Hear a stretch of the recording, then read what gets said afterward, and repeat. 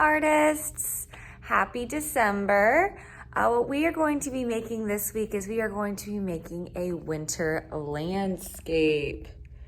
All right, so the first thing that you guys should have done is watch the color theory video that I provided the link for above in the PDF. So if you haven't already watched that video, please watch that first before we get started today, because you're gonna need to know the difference between warm and cool colors, and there's an awesome color song that will teach you that. So please watch that video, and then I will grab my supplies and meet you at the table. Okay, so now that I have my paints, my water cup, and my brush, I'm going to be using cool colors. So cool colors, like we just saw in our video, are gonna be colors that are cold, right? So they're gonna be colors like blue, purple, and green. Those are gonna be our cool colors. Our warm colors, on the other hand, are gonna be hot colors, like fire. So warm colors are gonna be orange, red, and yellow. So like I said, we're using cool colors for this.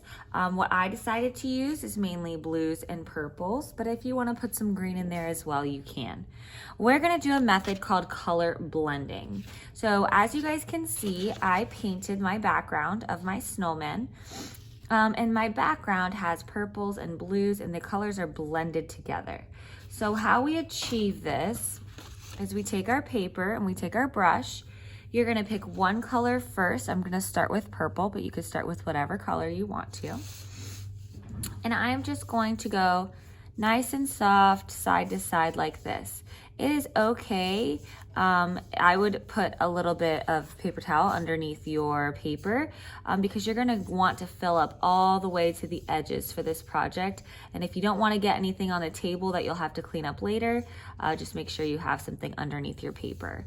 So I'm going to make 2 of my marks here with my purple, okay? And while my purple's still wet, I'm gonna go ahead and clean off my brush with my water, dry it off on my paper towel, and I'm going to get my blue. And again, this is called color blending, right? So I'm gonna take my blue and I'm gonna start going right there into my purple. And you see how beautiful these colors look when they start to blend together? Oh my goodness, it looks lovely. Okay, so I'm going to go ahead and continue to blend. I don't want to blend completely because I do want to still see some purple and some blue that are separate from each other. But I do want a lot of that color to look like it just blends together. Okay, and you guys can see how I'm going in a side-to-side motion. That's because when this dries, I want it to look like a very, very windy, snowy day. So I need to make sure I'm not going like this and making just scribble scrabble lines. I'm going nice and smooth side to side. So I'm going to fill my entire paper like this with my color blending. And then this is one day's work. So after you finish the whole paper with your color blending, you need to wait for it to dry.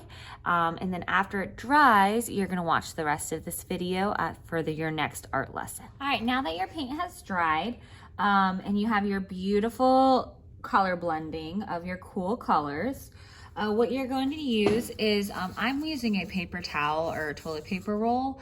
I find these to be the easiest for making circles, especially when you're trying to make snowmen. So you can make however many snowmen you want to. I'm gonna make 2. So you're gonna need some white paint.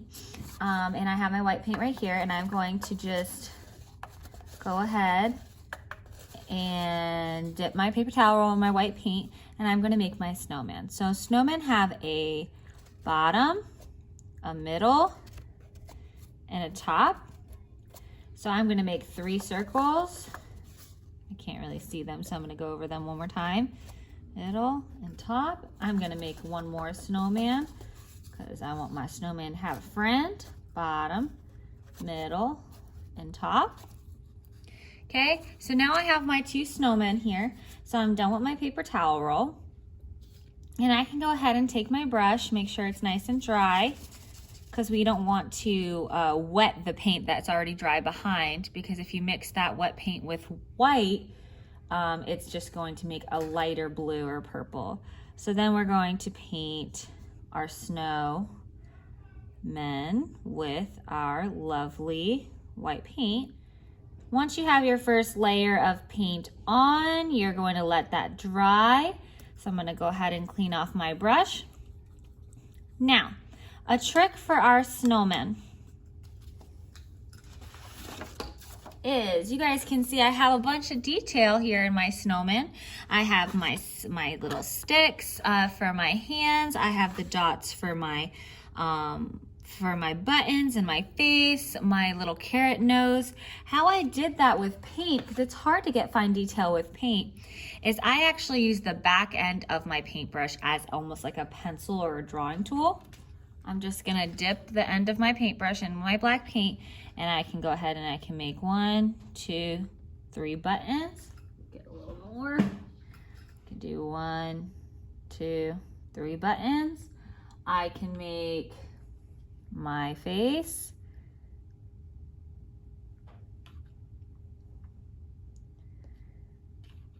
And our mouth is gonna be made up of little pieces of coal too.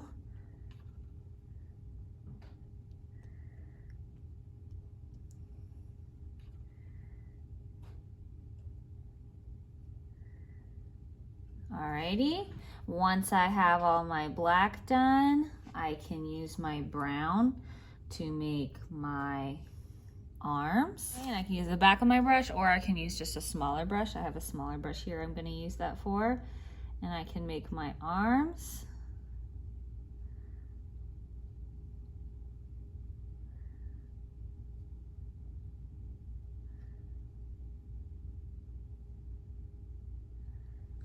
Okay.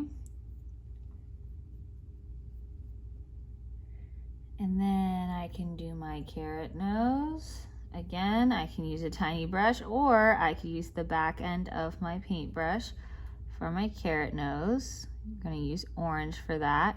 You can also, if you don't have all these colors, you can wait until your white paint dries and you can go over it with a marker, and you can use markers to add all your details. And it's a little bit easier. Okie dokie. So now I have my snowman here. I want to draw some falling snow. So what I can use for falling snow is I could use Q-tips, or I could use cotton balls, or I can use both. So these are great at-home art tools that you can use that I find very useful. So for cotton balls, you're just gonna dip it into the paint like so, and then you can just add some texture of some snow, and the more you add, the more texture you'll get. Okay, and the cotton balls kind of give you more of a snowy texture, but sometimes it turns out thicker than people like it.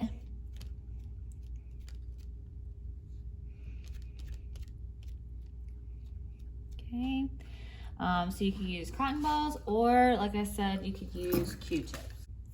The Q-tips are going to give you more of circular snow.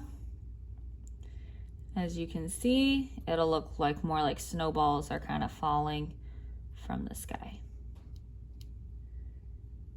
Okay, and so you add as much or as little snow as you would like to. I cannot wait to see these when they're finished. Please send me a picture of you holding your art piece, or just your art piece. That way I can see that you're actually doing these projects and participating. In that way I can see your beautiful art. All right, well, happy holidays. I hope everyone has a wonderful, wonderful break.